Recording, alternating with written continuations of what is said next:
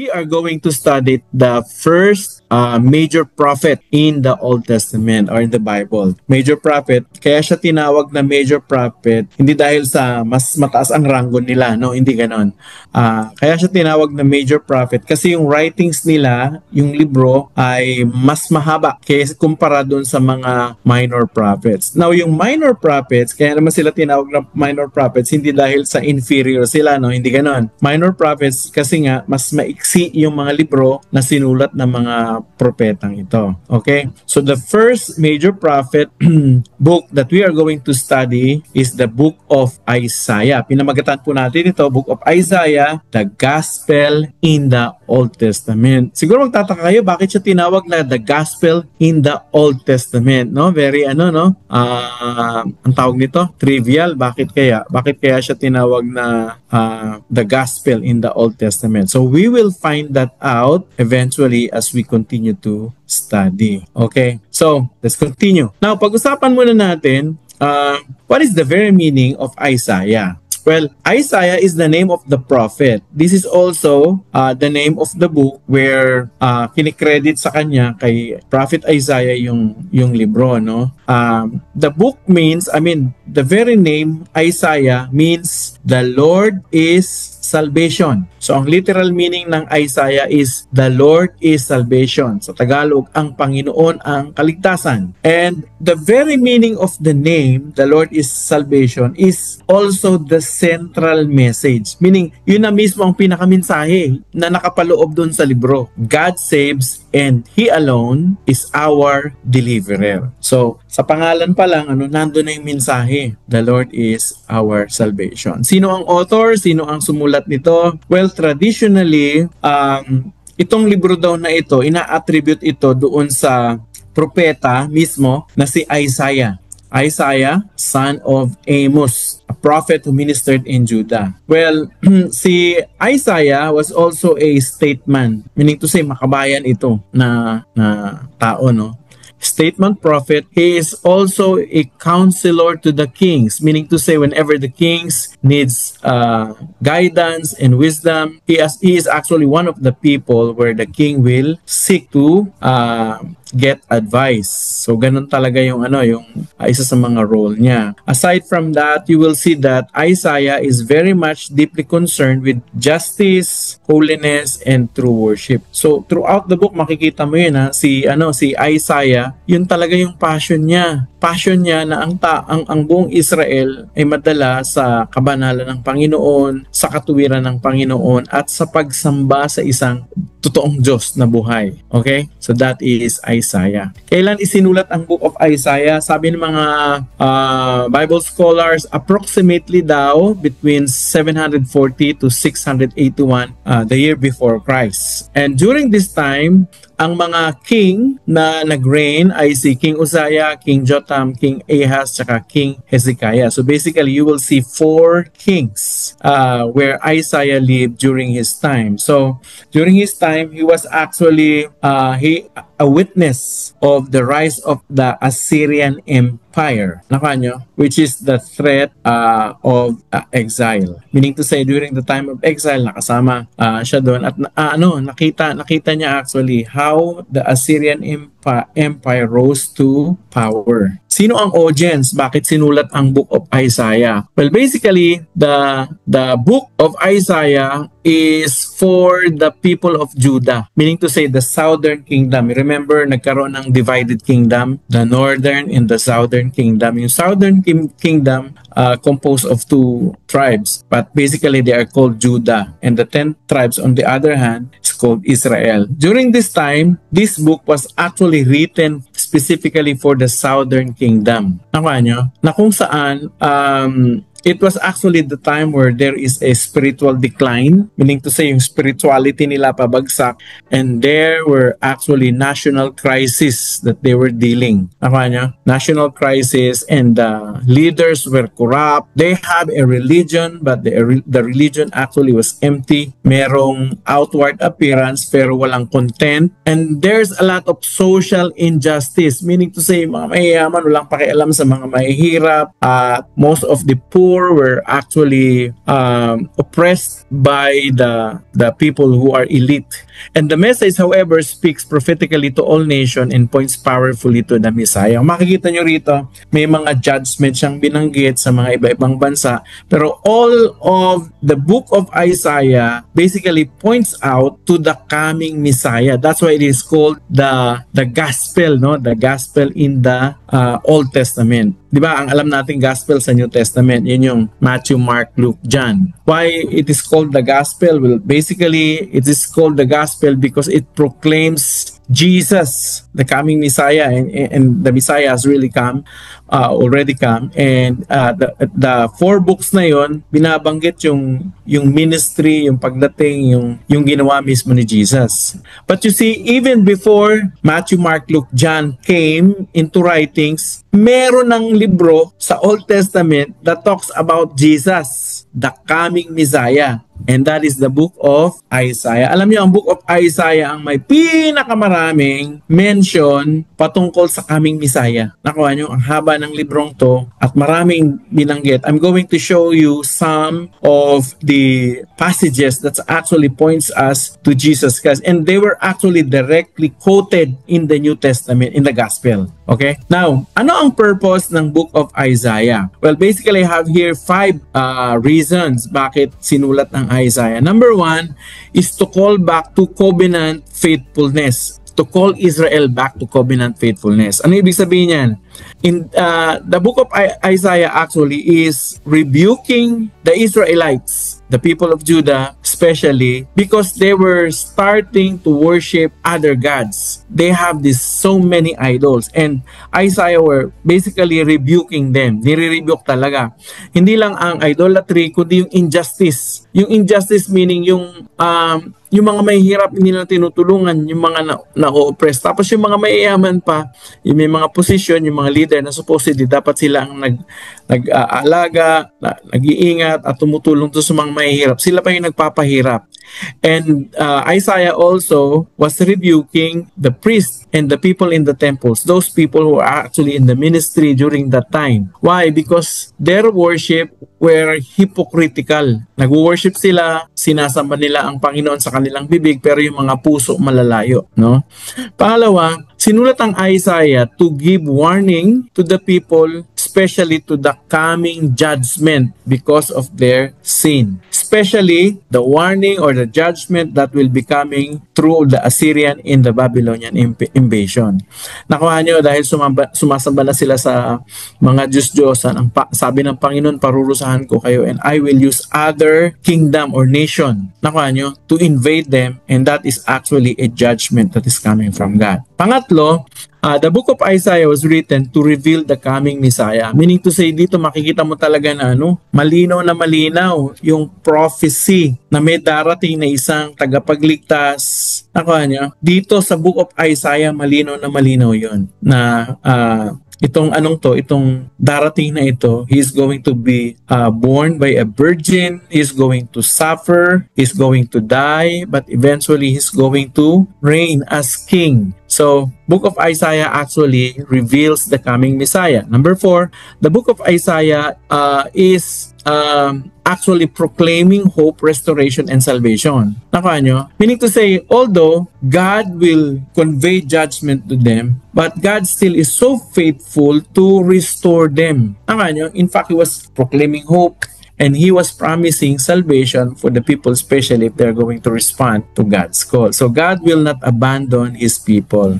And number 5, the purpose of Isaiah is to show that our God is holy. And you will see that actually chapter 6 of Isaiah, when Isaiah had a vision of the holiness of God. Nakuha niyo? And that chapter actually, Isaiah chapter 6, sets the tone for the entire book. Meaning to say, the entire book is actually proclaiming that our God is a holy God.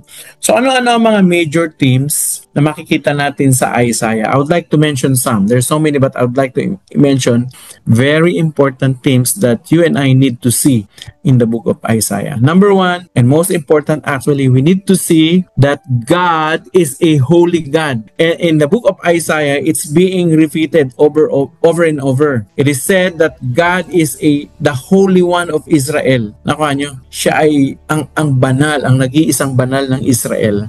God is utterly being mentioned and identified as a pure entity. He is a pure God, and he cannot, because he is holy, he cannot tolerate sin. Meaning to say, hindi siya pwedeng makisama sa sa kasalanan, at hindi pwede na makipagkaisa sa makasalanang tao. Unless otherwise we are purified and cleansed from our sin, we cannot actually be one with God. Nakuha nyo?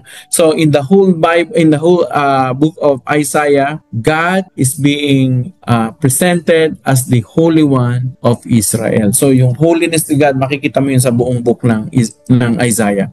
Aside from that, you will also see that God is proclaiming judgment to the people of Israel. Nakuha nyo?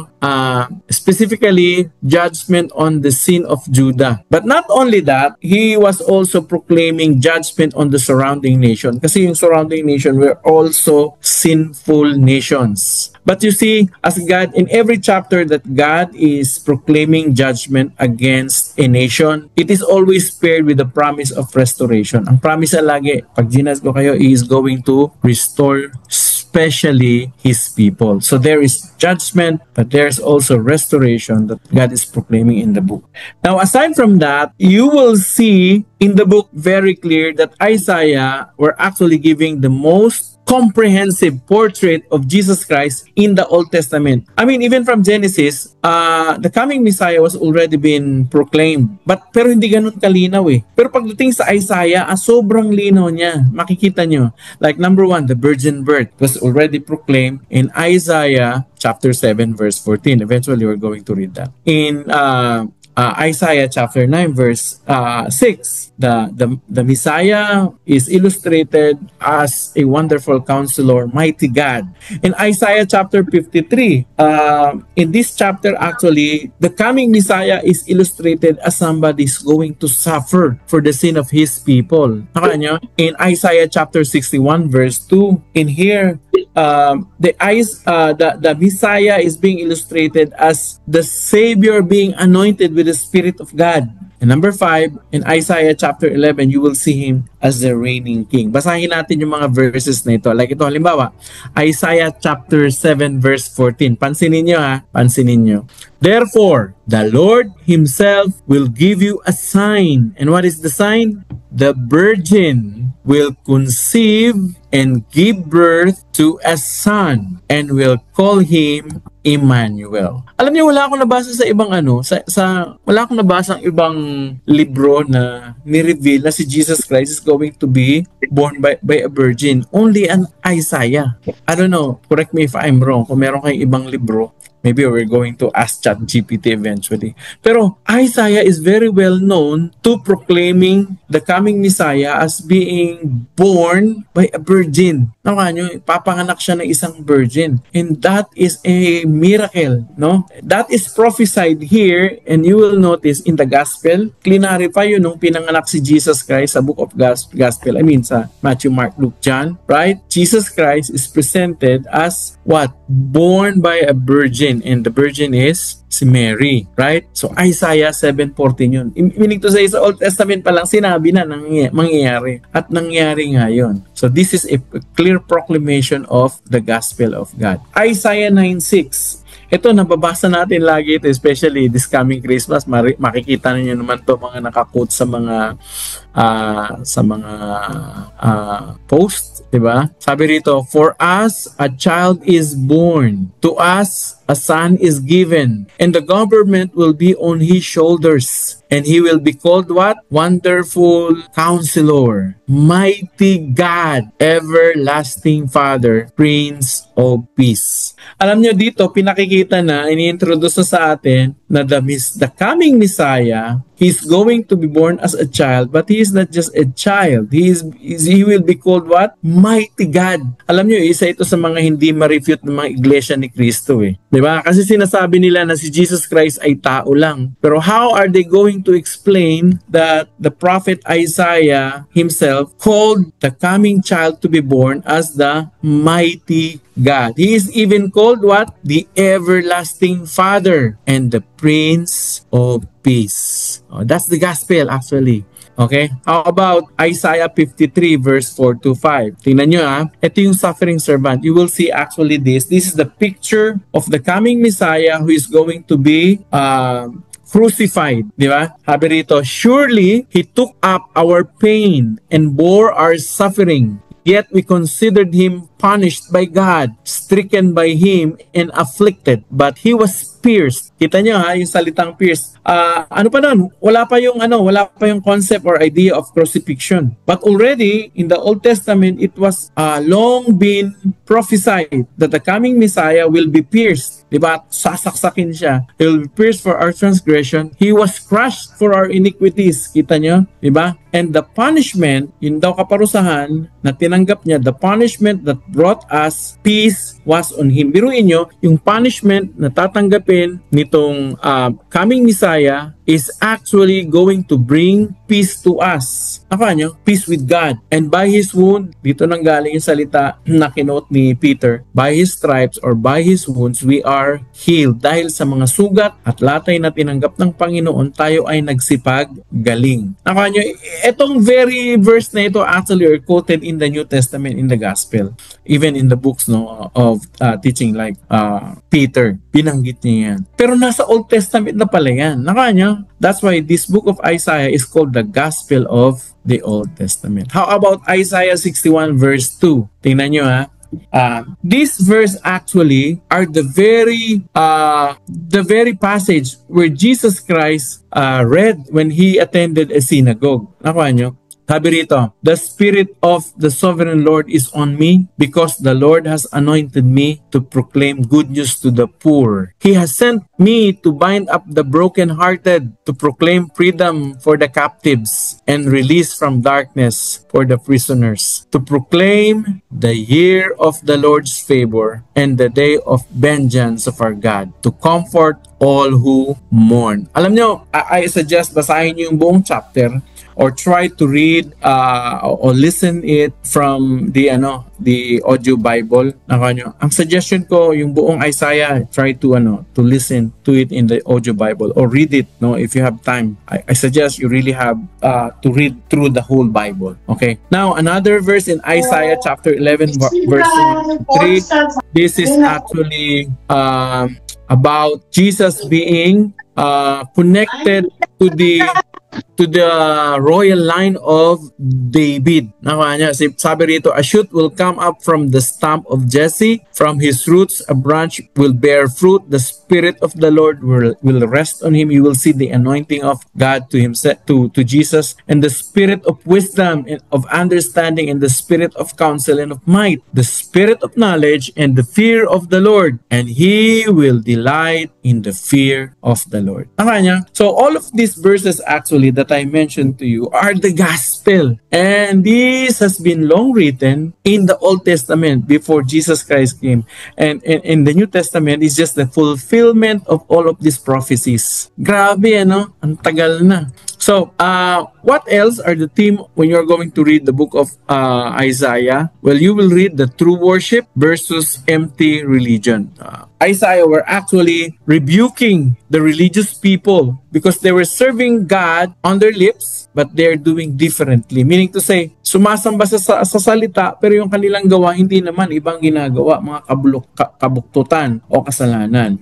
So God rejects outward worship without obedience. Ano ibig sabihin nito? Kahit, parang ganito, kung ilalagay natin sa context natin ngayon, kahit pa pakanta-kanta ka pa, paiyak-iyak ka pa, pataas-taas ka pa ng kamay, paluhot-luhot ka pa, pag Sunday, talagang damang-dama mo, Lord, umiiyak-iyak ka pang gano'n, parapent-repent ka pa. Pero pakatapos nun, pag Monday to Saturday, ang buhay mo naman ay malayo sa Diyos, hindi yun ang gusto ng Panginoon. He is actually rejecting outward worship without obedience. God is so particular with obedience. He wants people not just worship Him, but rather see them obey and their lives were actually in accordance to His will. And so therefore, God also requires justice, mercy, and righteousness. Ano yun?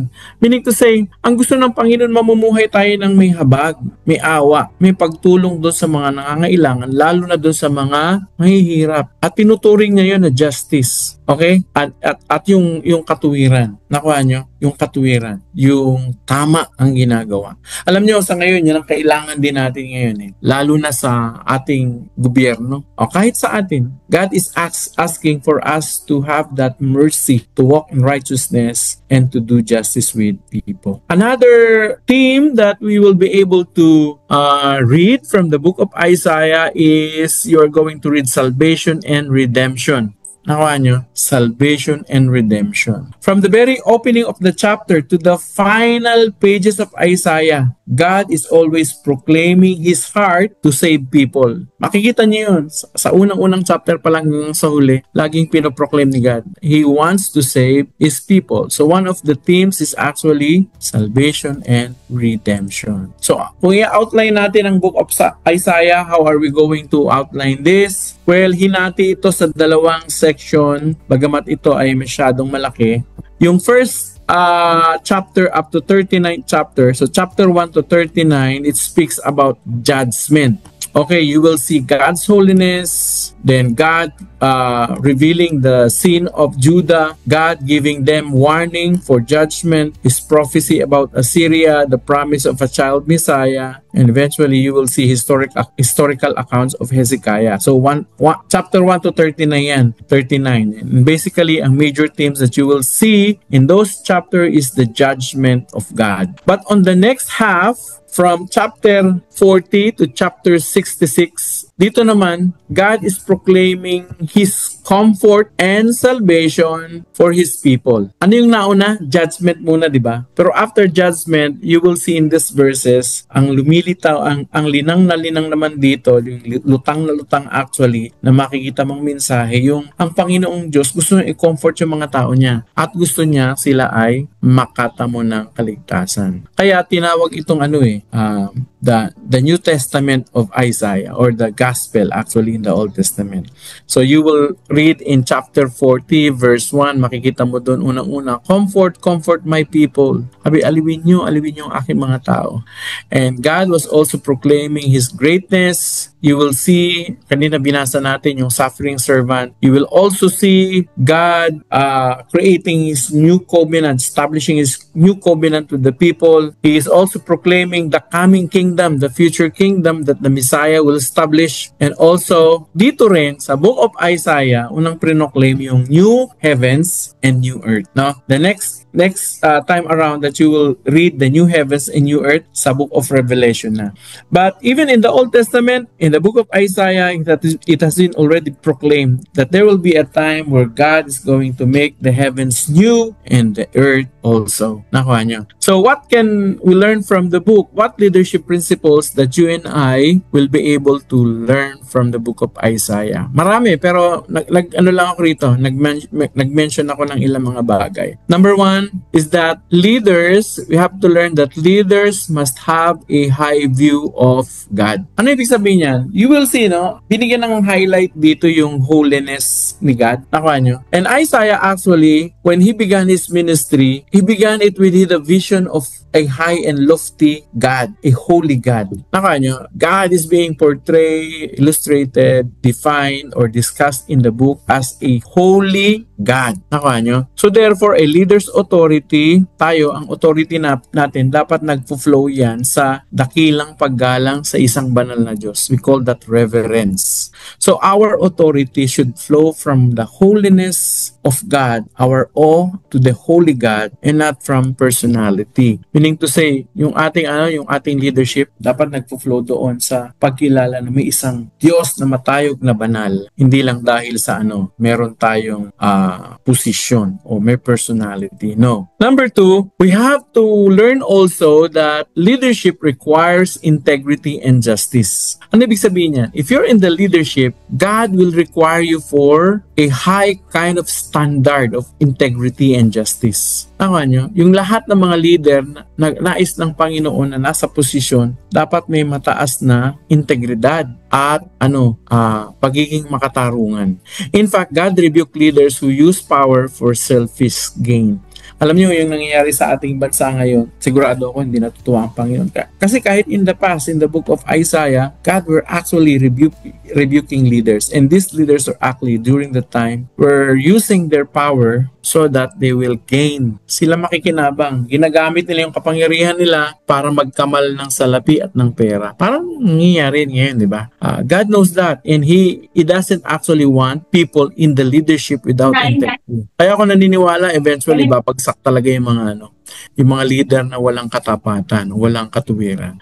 Now, true leaders defend the oppressed and seek righteousness. If you consider yourself as a true leader, then you should be defending the oppressed, and we have to seek righteousness. I think yun yung trabaho talaga ng mga leader. Ang trabaho natin mga leader is we should seek for the good of the people, especially those who are unfortunate. Nyo, yung mga mahihirap, yung mga oppressed, yung mga nangangailangan ng tulong, yung mga taong nilagay ng Lord sa leadership, sila actually yung nais ng Panginoon gamitin para mapaayos, mapabuti yung mga mahihirap umangat sa kanilang kabuhayan, yung mga natatanikalaan, mapalaya. Nyo, yung mga hindi marurunong maturuan, at yung mga nahihirapan, mabigyan sana sila ng kagaanan o kaginhawahan. Sino ang gagamitin ni God? Leaders. So if you want to be in the leadership, I tell you, leadership requires integrity and justice. Another leadership principle that you and I can learn from this is that leaders must speak truth even when it is unpopular. You know what Isaiah did? He confronted kings, priests, and even the whole nation. Pag ordinaryong tao ka, tapos kukumprontahin mo yung mga matataas sa lipunan, katulad ng hari, tsaka ng mga leader, religious people, di ba? Sasabihin lang, sino ka ba? But you see, Isaiah, when he was given the task to speak the truth, he has the courage to come to the king. Kahit pahari ka, sasabihin ko yung katotohanan, at sinabi niya, you are a sinner, you have to repent from your sin, or else God is going to give judgment to you and even to the people. No, mahirap nang kausapin yung king, lalo na yung mga religious leaders, di ba? Lalo na yung buong bansa, kasi this time yung buong bansa ang nagkakasala. Ang tendency kasi ganito di ba? Kapag yung lahat na ng tao kalaban mo, kahit yung sasabihin mo totoo at para sa ikabubuti nila, pero if like majority of the people are going against you, parang ayaw mo nalang magsalita, di ba? Di ba? Kasi anyway, baka hindi nila pakinggan. Pero si Isaiah, no, he still spoke the truth even though he was not popular. So courage is essential in spiritual leadership. Yung tapang kailangan yan sa atin, tapang na manindigan, manatili, at panghawakan yung katotohanan kahit minsan hindi siya popular sa mga tao. Nakuha nyo? So, another leadership principle that you and I can learn from the book of Isaiah is this: leaders need a servant's heart. Ang mundong ito, ang mga tao naglilingkod para, gusto maging leader kasi gusto silang paglingkuran. Sa atin, sa spiritual leadership, it's the other way around. We want to be leaders because we want to serve. Mga kapatid, itong tandaan nyo, no? Sa leadership natin, laging karugtong yung salitang servant. That's why we call it servant leader. So you and I, we are a servant leader. Don't forget that. And our example actually is none other than our Lord Jesus Christ, the Messiah, because the Messiah is actually a picture of a gentle and suffering servant. He was actually very much willing to suffer to serve the people. And you will see power is expressed through humility. Marami mga tao, para iparamdam nila na makapangyarihan sila, kailangan sila? Mataas, di ba? Hindi sila mapagpakumbaba. Pero sa atin, spiritual leadership actually is different because power is expressed through humility. Right? Okay, another principle that you and I can learn from the book of Isaiah is that leaders must guide people towards hope. Dapat ang mga nagdadala sa tao na walang pag-asa, para magkaroon sila ng pag-asa ay tayo mga leader. Nakuha nyo? And if you're considering yourself as leader, you ask yourself, are you bringing people so that they will have hope? Are you bringing hope? Are you guiding people towards hope? Are you pointing them to the ultimate hope, which is Jesus? So even when Isaiah preached judgment, he was always announcing God's hope. Although sinabihan niya yung makasalanan nila, hatulang kayo. Pero hindi niya inaalis lagi na ang pag-asa niyo nasa Panginoon. So leaders need to point people to God's redemption and not despair. Alam niyo ito kung magpipreach kayo ng salita ng Panginoon, mag-preach kayo ng katotohanan, pero wag niyong ihang doon na katotohanan lang. Kasi ang katotohanan masakit yan. Lalo na pag mali, di ba? Masakit talaga yan. Pero tayo mga tao, we should not only preach truth, we should also preach hope. So, we should preach God's redemption and not despair. Another leadership principle that you and I need to learn is that leaders must rely on God and not on human strength. Nakuha nyo? Tayo mga leader, hindi tayo maasa sa lakas ng ibang tao o sarili nating lakas. Dapat ang inaasahan nating kalakasan ay ang kalakasan ng Panginoon. In the book of Isaiah, it was repeatedly mentioned that Judah were actually trusting on their alliances like Egypt and Assyria instead of God. And they were rebuked actually. Tayo ganun din. Leaders today must avoid relying solely on strategy, money, or skill. Kasi baka tayo, ang inaasahan natin, di ba? Yung sarili nating lakas, kakayahan, o kaya pag may pera tayo, di ba? Tanungin ko kayo, kailan lumalakas ang loob nyo? Mas lumalakas ang loob nyo pag may pera? O mas lumalakas ang loob nyo kapag alam nyo na yung ginagawa nyo ay approved o kalooban ng Panginoon? Akala nyo, dapat our trust should be coming from the Lord. No? We trust the Lord and not our own skills, strategies, money, or programs whatsoever. So we have to rely on the strength of God and not on human strength.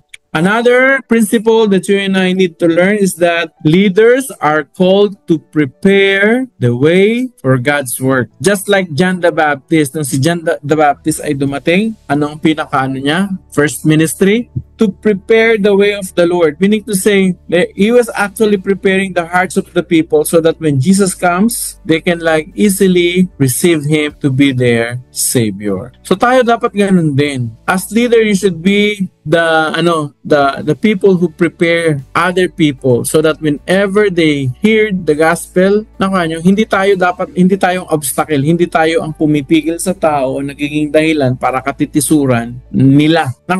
So we should be the people who help other people to come to God. So, ano ba ang significance ng Book of Isaiah sa Old Testament saka ngayon? Anong kahalagahan nito ng librong to sa Old Testament saka ngayon? Okay. Sa Old Testament, napakahalaga ng Book of Isaiah because the Book of Isaiah is actually the book in the entire Old Testament that provides the clearest picture, yung pinakamalinaw na larawan ng padating na tagapagligtas. Sa ibang Old Testament Old Testament books, you will never see that clear, no, compared to the presentation in the Book of Isaiah. Pangalawa, Book of Isaiah actually were confronting corruption, and he was actually calling people to repent and come back to the covenant with Yahweh. Number 3, the Book of Isaiah actually were reinforcing God's holiness and justice. Nakuha nyo, yung Book of Isaiah, makikita mo doon ang linaw-linaw. Talagang napakataas, napakatayog, napakabanal ng Diyos. At ang nais niya ay ang katarungan. And he was actually offering, that's very clear, he was offering hope amidst of crisis in their kingdom. Okay? Now, so what is the significance of the Book of Isaiah for today's Christian at sa mga leader ngayon? Okay? I would like to mention 5. Number 1, the Book of Isaiah actually is Christ-focused prophecy. Nakuha nyo? That is going to strengthen one's faith. Yung pananampalataya natin. Kitang-kita mo yun yung mga prophecies sa Isaiah natupad talaga sa New Testament, di ba? Number 2, the Book of Isaiah actually is calling us to repent from our modern idolatry. Ano ibig sabihin yan? Alam nyo, siguro yung tayo ngayon, alam na natin yung di tayo dapat sasamba sa mga image, sa mga larawan. Pero alam nyo, there's this another form of idolatry now. Ano yung idolatry na yun? Yung mga bagay na minsan nauuna na palagi sa atin at napapalitan na nito yung panahon na para sa Panginoon, napapalitan nito. I would like to mention some. Number one, gadgets. Gadgets now are becoming the modern idolatry of the present people. Let me ask you, lahat tayo siguro dito, guilty. How much time do you spend in social media? Are you spending more time reading the Bible, meditating His Word, or you spend too much time in Facebook, TikTok, and other social media platforms? If you are spending a lot of time in your gadgets, most likely your gadgets becomes now the modern idols. No? Ano pa ang mga pwedeng idols natin? Comfort. Ano yung comfort? Mas gusto natin komportable, di ba? Komportableng buhay. Hindi ko naman sinasabing hindi masama yung maging komportable, pero if we are seeking comfort more than holiness, comfort more than serving God, then that becomes our idol. How about pride or self-love, di ba? Sa generation ngayon, ang sinasabi nila, love yourself. And I mean, that's great, but if you are loving yourself more than loving God and His Word, then you must be idolizing yourself, right? Now, another significance of the book of Isaiah in today's world is that it reminds us that God is sovereign over nations. Ano ibig sabihin niya? Sa mundo natin ngayon, ang dami-dami nangyayari, di ba? May gera sa Russia, ngayon sa China, Pakistan, sa Middle East, di ba? Ang daming gera. And sometimes we have this tendency of thinking, naku, nangyayari ang lahat. Bakit ito hindi makontrol ng Panginoong Diyos? Akala natin, these are out of God's sight and His control. No, that's not the truth. The truth is that even in the midst of seemingly chaos situation, we have to remember that God is still in control. God is still in control. He is sovereign. Nakuha niyo? And how are we going to apply that into our lives? Siguro sa inyong buhay, may mga bagay na parang out of control na. Sinasabi niyo, bakit ganito? Parang hindi ko na makontrol. O kaya, sana si God rito, hindi ba siya kumikilos? I tell you, God is still sovereign. He is still in control. Kahit pa may gera dyan, may calamities dyan, God still is in control. So, another significance that you and I can learn from the book of Isaiah in today's word is that the book actually encourages us as leader to embrace a servant leadership kind of service. Nakuha nyo? Ibang-iba sa tinuturo ng mundo. Tinuturo ng mundo, ikaw ang boss, ikaw dapat masunod, ikaw dapat ang strong, ikaw ang pinakamasungit, pinakamatapang, gano'n. Tayo hindi. Ang tinuturo sa atin dito, when we see Jesus as a suffering servant, He is our model. So we also are encouraged to be a servant leader. So our leadership is on the side of servant leadership. And of course, the book offers hope. Listen to this. God restores what sin destroys. Ang ginagawa ng Panginoon ngayon, inaayos ang lahat ng mga bagay na kung saan ay winasak at sinira ng demonyo at ng kasalanan. Nakanyo? So that's it. Now, how are we going to apply that in our church today? Yung mga principle na yun. Number one, I think we have to develop a leadership model that is shaped by holiness, justice, and compassion. Anong ibig sabihin yan? Tayo sa church natin, tayo dapat mga leader, ginagabayan tayo dapat doon sa values na mga pagpapahalaga, yung mga pinapahalagahan natin dapat bilang mga leader ay yung kabanalan. Nakuha nyo? We should be very significant to the world, but we should not be worldly. We should not become worldly. Significant to the world, but not worldly, but holy. Nakuha nyo? Pangalawa, yung mga ginagawa natin dapat serves justice, especially to the poor. And of course, there should be compassion in every ministry that we are doing. Pangalawa, the book of Isaiah actually is teaching us, because the central message actually of the book of Isaiah is Jesus Christ, the coming Christ. So ano ibig sabihin sa atin nun? Dapat yung mga preaching natin o yung mga pagtuturo natin, alam ko ang ilan sa inyo nagpipreach na dyan o nagtuturo kayo sa inyong small groups, nagdi-disciple kayo. The book of Isaiah is telling us actually to be Christ-centered, especially in teaching our people. Nakuha nyo. Pangatlo, we should encourage leaders who are going to be an instrument so that they will bring healing and restoration.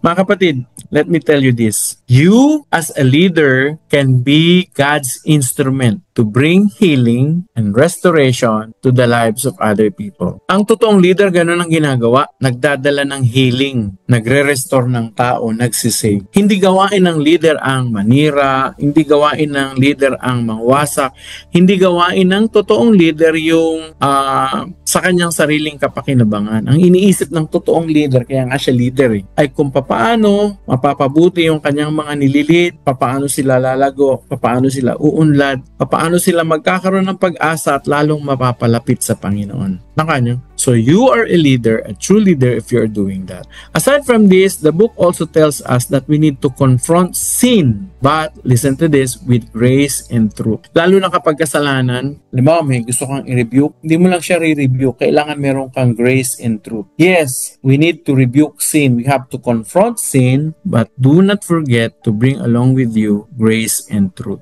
Lastly, we have to strengthen the church's foundation on God's promises. Ano ibig sabihin yan? Mas lalong pinatatatag dapat natin ang ating sarili, ang mga mananampalataya, maging ang buong simbahan, hindi sa sarili nating lakas, programa, event, o whatever. Pinatatatag natin dapat doon sa salita ng Panginoong Diyos, sa kanyang mga pangako. And that is actually the central message of Isaiah. Isaiah wants the people of God to be strengthened by His promises, not by the circumstances in life. Okay? So that is the book of Isaiah. Alam ko marami pa kayong matututunan sa book of Isaiah, pero for me, that's the, if we're going to wrap it up, that is how are we going to apply the book of Isaiah.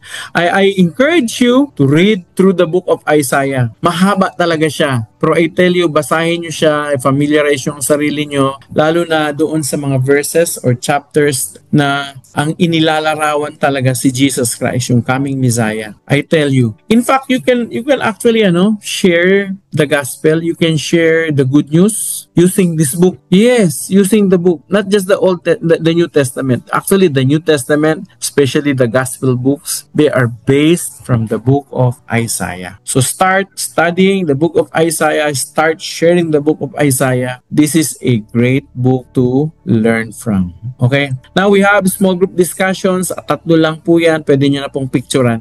Ang unang tanong ay, what does Isaiah's vision in Isaiah chapter 6 teach us about God and ourselves? Ano sa palagay niyong tinuturo ng Isaiah chapter 6 about God's holiness and ourselves? Pangalawa, why do leaders often drift towards human solution instead of trusting God? Ano sa palagay niyo, bakit may mga leader na nahuhulog sila doon sa sa patibong na imbis na magtiwala sa Panginoong Diyos, nagtitiwala sila sa solusyon ng tao? Bakit kaya? Pag-usapan niyo yan. Pangatlo, anong pwede nating matutuhunan kay Isaiah sa kanyang pagiging bold when it comes to speaking the truth in power? What can we learn from Isaiah? And so therefore, from that discussion, let's look for practical applications that we can do for our respective ministries. Amen? So ayan po, that is the book of Isaiah. Ayan po ang ating napag-aralan ngayon. Okay?